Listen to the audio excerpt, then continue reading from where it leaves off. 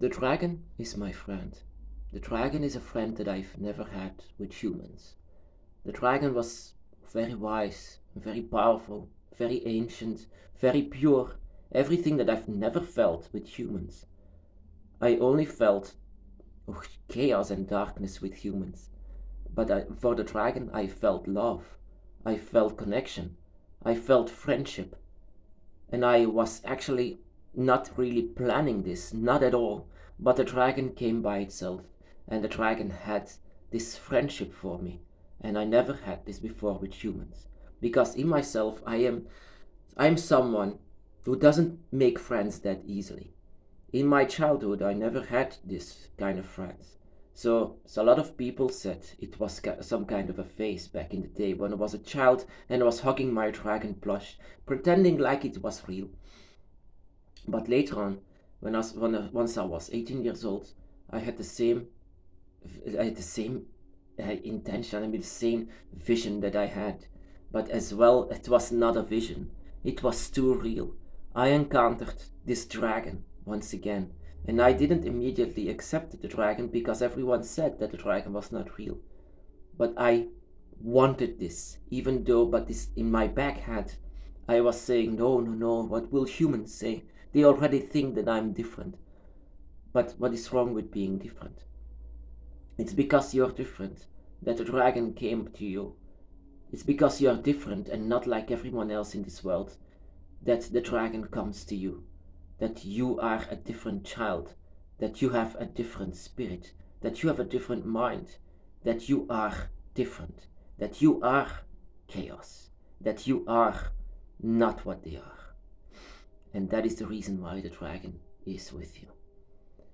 And this is not at the moment that I ever met, a dragon god. I didn't even know a lot of information. I had no information at all. I just knew about the dragon. And that was actually enough for me. But once I was brave enough to tell the people that I believe in dragons. They all have their opinions, of course, but I was feeling bad because most of these opinions were negative. It was just a phase, or it was just something not crazy, or it was something that you shouldn't take very serious. But I was taking it very serious back in the day. So much so that it became even my life. It became my life. It was my, how shall I say it? It was my philosophy even of life. How I saw life. It was like the dragon was teaching me how to see this world with their eyes and how they view and how they feel things. Once the dragon came to me, everything was chaos.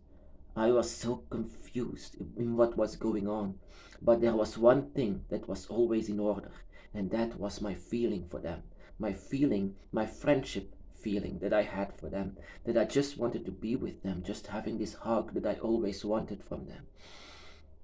And then later on, as I encountered the dragon goddess in front of my dragon altar, like you can see here in front of you. Um, Here, I first encountered Tiamat, but I didn't know this back then that this was Tiamat. I didn't even realize that there was something like a dragon god. But once I came to search for all of these things that I had, I searched down for everything. It came to be that I encountered Tiamat, an ancient Babylonian goddess, in the form of a dragon. She can most of the time be seen as a sea serpent or as a dragon that walks on the ground. She is also the goddess of chaos. She's the goddess of fertility. She had life very easy. And her opponent was Marduk. That was actually another word for the Christian God, or the Abrahamic God, you can say. And that is also the reason why the dragon is very much demonized, because of this mythology, you can say. The stories that they have. The same story as Leviathan versus Yahweh. This is the same story as Tiamat versus what was it again? Tiamat versus oh my goodness, I forgot his name. Oh my goodness. Marduk. Yeah, Marduk. That guy. I don't care about that guy. This in the stories it said that she had all of the power, and he stood in the great war that he wanted to take it all on her hind legs, so that she could not do anything anymore, and cut her veins open. So all of the blood that was going out of Tiamat was godlike energy that was spilled upon the earth, and so her body again to this lifeless ground was as well laid down as a lifeless corpse. But then she sank into the earth along with the blood that she was losing, and now life could be created. But in the stories, it said later on that Marduk made humanity out of it, so that he could have his prayers, so that he could have his path that humans will take, so as well as the path as we will take. There is a difference between us and Marduk's path. Marduk's path, or the path of religion, is actually a path that is already set. It's already set in what you have to follow, in what you should follow, because or else you will not go to this one and only God. But the path of the dragon is a path of chaos. It is a path of confusion and a path of all of emotions at once. It's not an easy path at all. Out of the chaos, you can see even places that you can see through the eyes of the dragon. And what the dragon can see is not always light. And out of this chaos, you can say darkness was created. But out of this chaos and out of this darkness, as well as light is created. It was darkness that created the light in itself. And that is what the dragon does. They always have to find a way through the darkness to find a way to the light. There is no light without darkness, and that is what we sometimes have to come through. And that is what I learned from my encounter with Tiamat, that sometimes we need to see through the darkness to encounter the light. And that is where a lot of people just say, oh, no, no, no, no, I don't want darkness, I want light only. But that is simply a lie. That is impossible. In my experience, you can not have light without darkness. And that again was something that was shown once I encountered my second dragon god that I met back in the day, and that was Leviathan. Leviathan I could feel as a male dragon, sometimes feel him as female, but I could feel him very much as a male dragon. Once again, very much demonized, opponent of Yahweh, the dark half of God. So, sorry. That the fight will always be between light and darkness, because light is not good and darkness is not evil. They are completely different things. But Leviathan showed me a place that is pure darkness.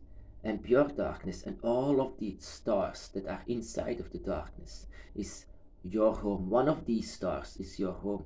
And one of these stars is the home of the many spirits that live here on earth. That is what I knew from him, that he in fact was the guardian of all of this light, the light that was created. With all of them, they are different kind of gods. So there is no devil, there is no angel, there is only the God that created you.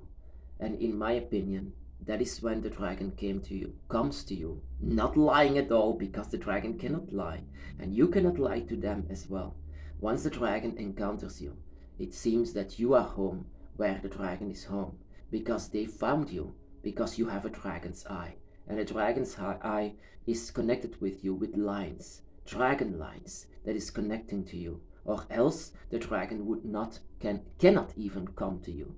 I mean, there are a lot of spirits and gods that cannot reach you, that cannot go to you. That is why I never was affected to this Marduk. I was never affected to this Yahweh. I was never affected to any of these religions. These were not the gods that I felt for. But once the dragon came to me, I only had to have one little trigger. Not a pastor, not a priest, not someone who preaches for a God. No, we don't need this. We don't need this. Once you encounter your true colors, you can say. You know where you belong. And that is where I came to find out that a lot of us belong in the Dragon's Gate.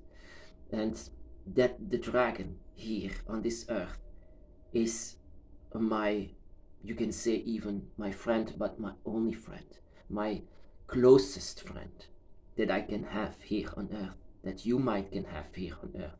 The one that understands you the best, who you are, what you are, and who your creators are. They know you the best. They know what lives inside of you. They know what kind of a spirit that you have and your spirit is created from. Tiamat is a goddess of fertility, chaos, darkness, light, water, fire. I mean, not fire, that is Fafnir. Water, as well as Earth. She's Mother Earth, and she is the creator of all dragons and all serpents. And one of them is living inside of you. One of them is the reason why your dragon wants to be with you, because you have a dragon high, because of the dragons and the dragon gods and where you belong. Should I be embarrassed for this? Should you be embarrassed for this because you are in the minority? Because not a lot of people have this. No, you should be proud of this. You should be proud to have this privilege, to be there, to belong there where they don't belong. Whenever they say the dragon is bad, ugly, or whenever they say the dragon is the devil, then just say, whatever, you know, I belong there. Then you can say, then the devil is my creator. Then so be it. If you think that whatever I follow is bad, then think again. Think for yourself. I mean, you are not killing anyone. You are not destroying anything. I mean, because you are absolutely evil. No, you are not. You are the light of the dragon that the dragon has created. A child of the dragon, you can say. You are a friend of the dragon because you are one of them inside of you, in your spirit, something that they can see through you, the spirit that lives inside of you. There is a lot of history behind dragon worship because of the same reason. You know, I had questions from people who work on the TV. They said the dragon never had a history like religions have. Well, no, the dragon has even more, much more, much more to say, much more history behind it, much more people who worship them because of reasons, a lot of reasons, much better reasons than why they do religions right now, why they follow religions right now. The dragon, for example, Tiamat, was an ancient Babylonian deity, a goddess that was very much worshipped and put one into nature, because that is what dragons are, one with nature, and all of the dragon gods have a connection with nature or one of the elements. And that is what you should feel once you have the dragon by your side. This godlike intervention, this beauty of nature that lives by your side, this force of nature that lives by your side. This is what you can feel once you have a dragon by your side. A large, big difference with humans.